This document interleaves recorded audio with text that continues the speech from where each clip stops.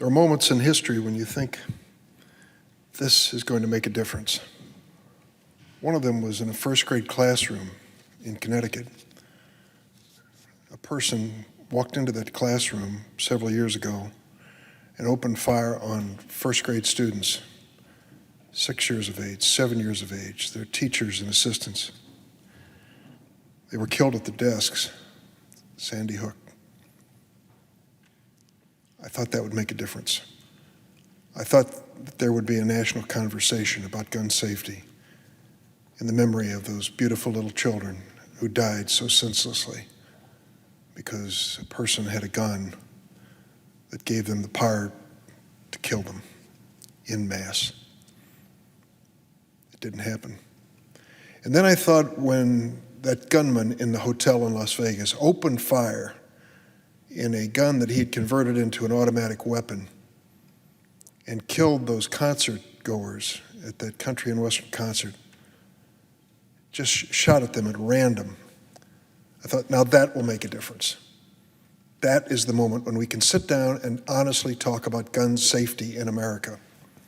It was so graphic and it was so horrible that at least we could come together for a bipartisan conversation about making America a safer place for first graders in Connecticut, for concert goers in Nevada, and for all of the many other gun tragedies which we've had in America.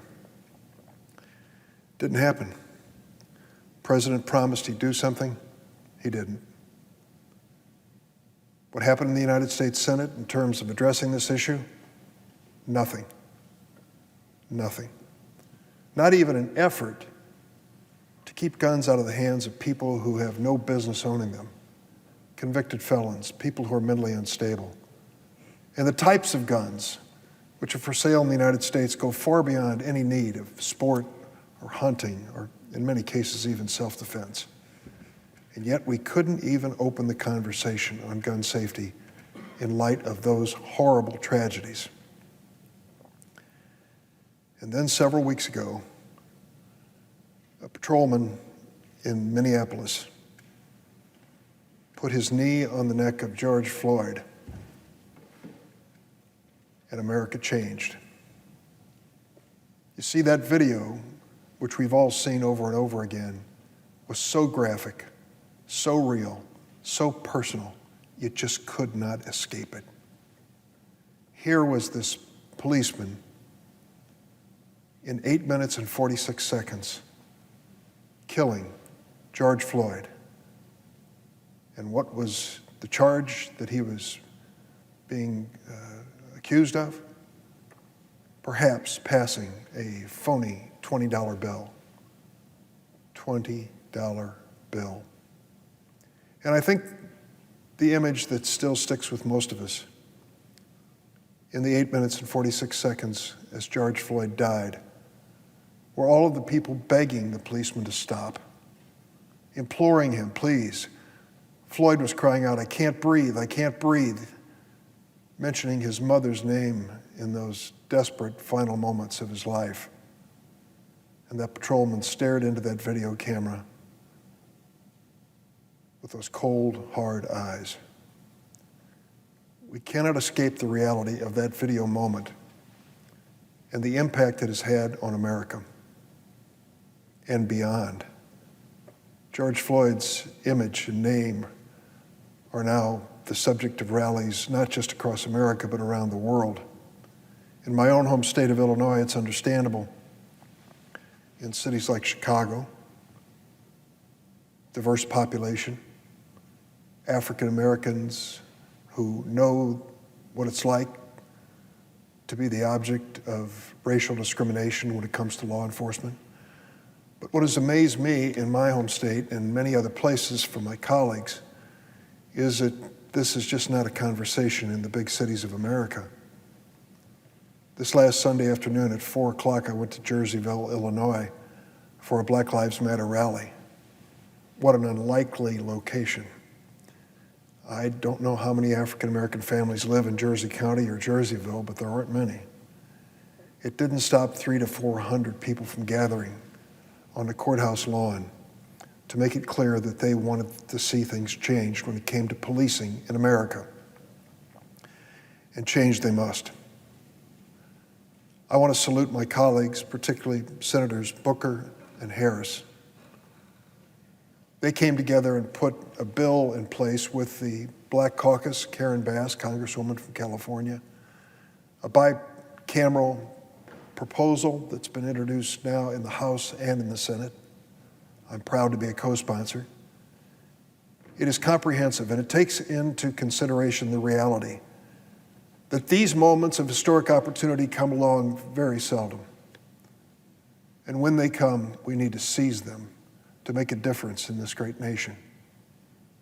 Let's not be half-hearted. Let's be committed to doing things that make a difference. And that means a bipartisan effort. Tim Scott is my friend, Republican senator from the state of South Carolina. I like him. I respect him. He has done and said things which I think made a real impact on this nation. His observations as an African-American senator from South Carolina and what he's gone through, not just in his state, but in his life and even in Washington, D.C. They touch my heart. I know that they're genuine, and so is he. And when he was chosen on the Republican side to lead the effort to come up with some way of bringing justice to policing, I thought that's a good choice, and I still do. Now we're off to a start in this conversation, but it's an unusual and awkward start. My colleagues, Senators Booker and Harris, put the legislative proposal, Justice and Policing, on the floor and described it in detail over the last several days. It's been there for those who support it as I do and for those who are critical.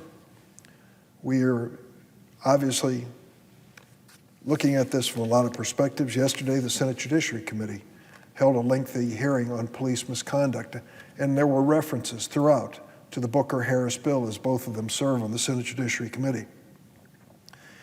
Senator Scott's bill we saw just a few hours ago, and Senator McConnell came to the floor earlier and said, we're moving to this bill. It'll be the next item of business. I'm glad that Senator McConnell now feels a sense of urgency when it comes to reforming policing. Now's the moment for us to work together to come up with a bipartisan bill that can pass the United States Senate. But let us not miss this opportunity, this historic moment, to do something that'll make a difference. How many times, how many commissions, how many agencies, how many experts have issued reports on dealing with racism in law enforcement in America? Scores of them. Going back to the 1960s, the former governor of Illinois, Otto Kerner's commission, that long ago, 60 years ago, was considering the same issues, many of the same issues we're considering today. The hearings yesterday brought in some talented people, expert people, to talk to us in the Senate Judiciary Committee about this measure, this challenge that we face. Community leaders, civil rights activists, experts on the subject. I think Senator Graham, the chairman of the Senate Judiciary Committee on the Republican side, would agree hearings are important and we should continue them, but they're never enough. We need to do something that the Senate rarely, if ever, does. We need to legislate. And we ought to do it in a process that was established in the Senate generations ago, bringing this matter to the floor for amendment and debate. I understand the numbers in the Senate. As the whip on the Democratic side, I think the skill that's necessary to succeed is to be able to count to 60. I learned that very early in my Senate career. But we know what the numbers really are. There are 47 Democrats and 53 Republicans. So if you need 60 votes for most of the important procedural questions in any debate, it must be bipartisan. And if it's going to be bipartisan, it means that people have to sit down and be willing to listen to one another, be willing to compromise. And I think we can do that. I've seen it done. I can remember 2 years ago when the Senate passed the First Step Act. I started on this mission 10 years ago. After the passage of the effort on the drug crimes bill in the House of Representatives over 20 years ago, it was clear that that bill was fatally flawed. That law resulted in unjust outcomes as well as ineffectiveness when it came to fighting drugs. And I started 10 years ago to try to change it. Change the disparity between crack and powder cocaine sentencing guidelines.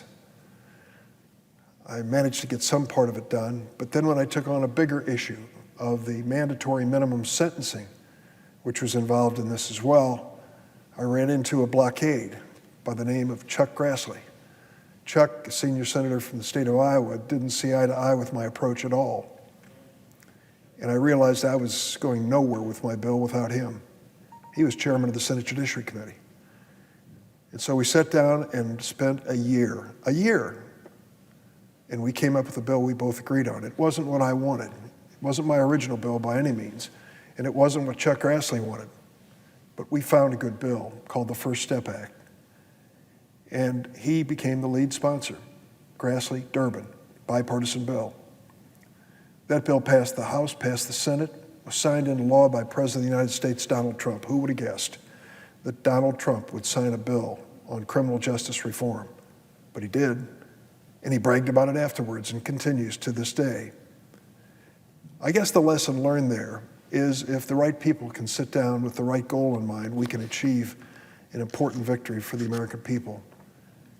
I understand now, having been to these rallies on Black Lives Matter, how determined and desperate people are across the United States to see us change when it comes to racism in law enforcement. They're desperate primarily in our younger populations. It's interesting. Even the largest rallies are being led by high school students who are bringing together hundreds, in some cases thousands of people to peacefully demonstrate on behalf of justice in law enforcement. The message is pretty clear. They do not want to grow up and they don't want to raise their families in the shadow of racism. We have fought this issue in America for over 400 years. That's how long it's been since slavery came to our shores.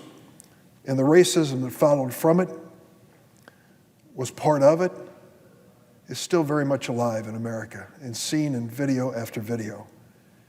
And these younger people are telling us once and for all, change it, grown-ups. You're supposed to be in charge. You're supposed to have the authority. So what we say on the Democratic side is we cannot waste this historic moment, this singular opportunity.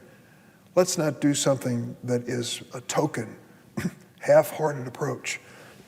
Excuse me. Let's focus instead on making a change that'll make a difference in the future of America. When I take a look at the bill that we put together, the Justice and Policing Act, and again I want to salute Senators Booker and Harris, we establish standards for criminal police misconduct under the law. We talk about qualified immunity reform. Allow me to say a word about this. That was the one thing that Senator Tim Scott said on Sunday was a major sticking point on the Republican side. And we discussed it yesterday at the Senate Judiciary Committee hearing. What does it mean? It means that if a policeman is guilty of misconduct, discriminatory misconduct against a person, they can be liable for civil damages. Obvious case, someone is shot and killed, and there's a belief that the policeman was guilty of misconduct in the process. That policeman could be found guilty in court and liable for civil damages to the family, much the same as wrongful death or personal injury. But the problem is that the courts have taken this qualified immunity and basically said that if you cannot find an identical fact pattern for that policeman's misconduct, you can't pursue the civil recovery of damages for the family that lost the breadwinner, for example.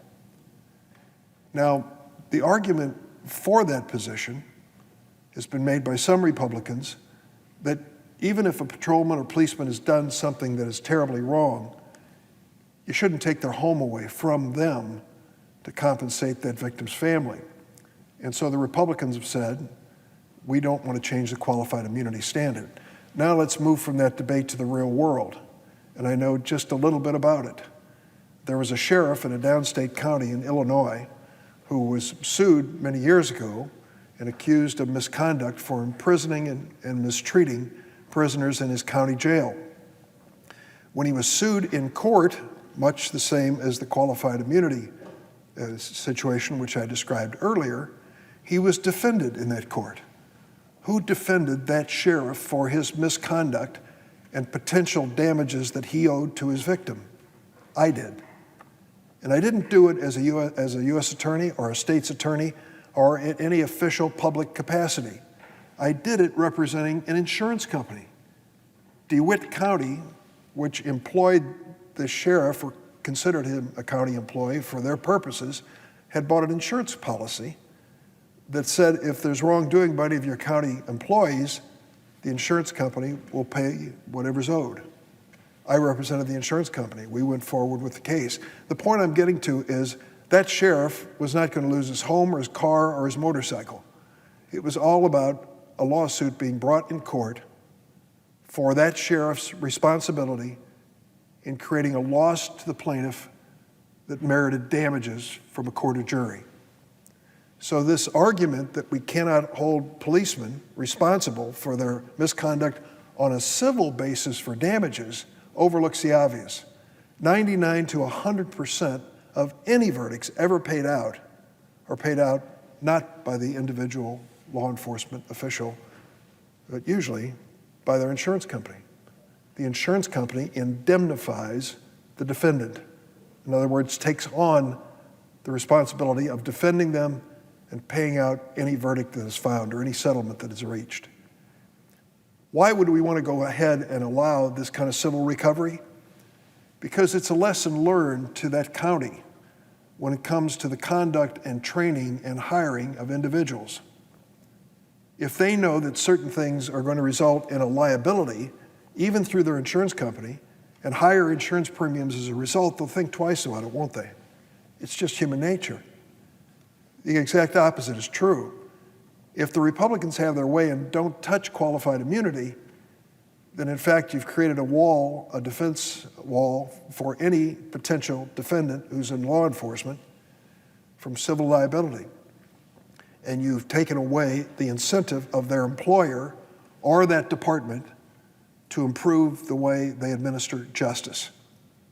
I would think it's pretty obvious that if we want the right outcome here, there should be a price to be paid for wrongdoing, and there certainly should be compensation for a victim's family. So I don't understand the resistance on the Republican side. We need to talk, because we cannot move forward on this issue of police responsibility and say there is a whole area of immunity when it comes to the police being sued for civil damages in court. We also need pattern and practice investigation. What that means is there comes a moment when the Department of Justice needs to take a look at local police departments. I know about that. The shooting of Laquan McDonald in the city of Chicago was an event which still has an impact on the people who live there. I joined with the Attorney General, Lisa Madigan, in asking the Department of Justice to investigate that Chicago Police Department after that shooting of Laquan McDonald. It wasn't a popular position with some people, but I thought it was the right thing to do. We will be better for it. The city of Chicago will make changes that need to be made, and I'm sure there are more that need to be made in the future. But extending and advancing pattern and practice investigations by the Department of Justice is long overdue. Under the Obama administration, over 20 of these investigations took place across America. Under the Trump administration, 1. It's time for the Department of Justice to do its job, and that is part of what we are setting out to do. We also have the Law Enforcement Trust and Integrity Act included in the Booker-Harris bill. Police departments lack uniform standards to ensure adherences to best practices and community accountability. We call on the Attorney General and the Department of Justice to really move them in the right direction of training and retraining when it comes to reducing the use of force and reducing the killings that are taking place that are unnecessary. We need to establish a national police misconduct registry. That's part of the Booker-Harris bill, so that no policeman who loses his or her job because of misconduct can go to some nearby jurisdiction or other state and escape the scrutiny of taking a review of the history they have as members of the police department. We need to require states to report to the Justice Department incidents where use of force is used against a civilian or against a law enforcement officer. I'll bet 99% of Americans believe that there's an automatic reporting, for example, of the shooting of unarmed people by police across the United States. There isn't. It turns out the only source you can find is the Washington Post newspaper, which decided in 2015 to start collecting that information by reading news outlets and information and putting it all together. Let's get the data so we understand if we are falling behind or making progress when it comes to the administration of justice. We also need to prohibit federal, state, and local law enforcement from racial, religious, and discriminatory profiling. This is an issue I've been working on for years. Others feel the same. Profiling has to come to an end, and we know that it's a problem. We need real training on racial bias and a duty to intervene. This gets to the heart of policing. Policing runs parallel to our military in the standards and rules that they operate under. And when we talk about peer intervention, when we ask ourselves, why didn't the other 3 policemen in Minneapolis say to that policeman with his knee on the neck of George Floyd, stop, you're killing him? They didn't because of the so-called chain of command. We need to have peer scrutiny and peer intervention, particularly in life and death situations. We believe we should ban the no-knock warrants in drug cases. We know what happened in the city of Louisville, and we want to make certain that doesn't happen again. We want a clear ban on chokeholds and carotid holds. We want the police to exercise absolute care with everyone, a standard of reasonableness to prevent death and serious bodily injury. Consider what happened in that Wendy's parking lot in Atlanta. And there are a number of factors involved here. But what was at the heart of the issue? At the heart of the issue was a man who drank too much and fell asleep in his car in the drive-in line at Wendy's.